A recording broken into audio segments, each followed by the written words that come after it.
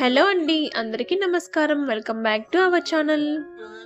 ఉదయాన్నే ఏం టిఫిన్ చేయాలో అర్థం కాకపోతే ఇన్‌స్టాంట్‌గా ఈ టిఫిన్‌ని చేసి చూడండి.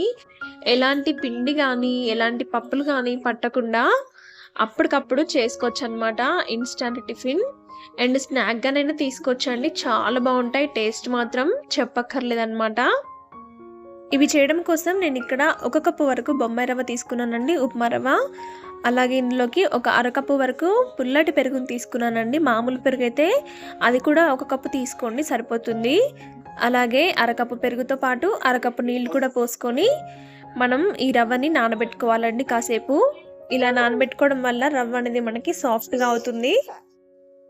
వాటర్ సరిపోలేదనుకుంటే ఇంకాస్తైనా పోసుకోవచ్చండి. ఇలా సరిపడినంత వాటర్ వేసుకొని మనం రవ్వని నానబెట్టుకోవాలి. ఈ విధంగా కలుపుకొని కాసేపు పక్కన పెట్టుకోండి. ఈలోపు ఇంకొక బౌల్లోకి 2 కప్పుల వరకు అటుకులు తీసుకున్నానండి. ఈ అటుకులని 1-2 సార్లు బాగా వాష్ చేసుకోండి.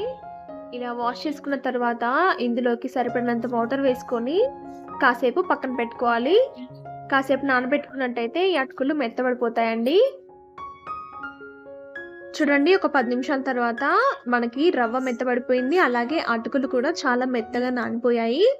ఇప్పుడు ఈ రెండింటిని మిక్స్ చేసుకోవాలి. ఈ అటుకులంతటిని రవ్వలో వేసేసుకోవాలి. చూడండి, మనకి రవ్వ అటుకులు వాటిలో మనం ఎంత వాటర్ వేసామో ఆ వాటర్ అంతటిని పీల్చేసుకొని బాగా మెత్తబడిపోయాయి కదా. ఇప్పుడు ఈ రెండింటిని కలిపి మనం మిక్సీ పట్టుకోవాలండి. మెత్తగా గ్రైండ్ చేసుకోవాలి. దీంట్లోకి కొంచెం కొంచెం వాటర్ అనేది యాడ్ చేసుకుంటూ మనం దోసపిండి ఎలాగైతే పట్టుకుంటామో అలాగే పట్టుకోవాలండి. చూడండి, ఇలా స్మూత్ పేస్ట్ లాగా చేసుకోవాలి. మనం దీన్ని ఒక మిక్సింగ్ బౌల్లోకి తీసేసుకుందాము. అలాగే మిగతాదంతా పట్టేసుకొని అంతటినీ మిక్సింగ్ బౌల్లోకి తీసేసుకుందాము. చూడండి, మనకు కన్సిస్టెన్సీ అనేది ఇలా ఉంటే సరిపోతుంది. నేనైతే మొత్తం పిండిని పట్టేసుకున్నాను. ఇప్పుడు ఇందులోకి రుచికి సరిపడినంత సాల్ట్ వేసుకొని బాగా మిక్స్ చేసుకోవాలి. చూడండి, మనకు బ్యాటర్ కన్సిస్టెన్సీ అనేది ఇలా ఉంటే బాగుంటుందండి. మరీ గట్టిగా లేకుండా మరీ పలుచగా లేకుండా మీడియంలో ఉండాలి. ఇప్పుడు ఈ పిండిని మనం చిన్న చిన్న పొంగడాల్లాగా వేసేసుకుందాము. ఇలా పొంగడాల ప్యాన్ తీసుకొని మనం పొంగడాలు వేసేసుకోవాలి. ఎంత టేస్టీగా ఉంటాయో మాటలో చెప్పలేనండి. పిల్లలకి ఇచ్చే విధంగానైతే నార్మల్గా ఇచ్చేయండి.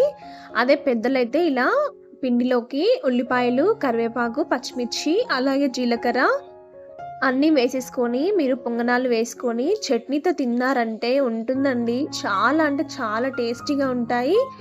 నోట్లో పెట్టుకుంటే మెత్తగా కరిగిపోతాయండి. అంత టేస్టీగా ఉంటాయి. నార్మల్ పొంగనాలు ఎప్పుడు తింటూనే ఉంటారు కదా. ఒక్కసారి కొత్తగా అటుకులతో ఇలా ట్రై చేయండి. ట్రై చేశాక మీకు ఎలా వచ్చిందో, టేస్ట్ ఎలా ఉందో కామెంట్ చేయడం మాత్రం మర్చిపోకండి. లైక్ చేయండి, షేర్ చేయండి. ఇలాంటి మరిన్ని రెసిపీస్ కోసం నా ఛానల్ని సబ్స్క్రైబ్ చేసుకోండి.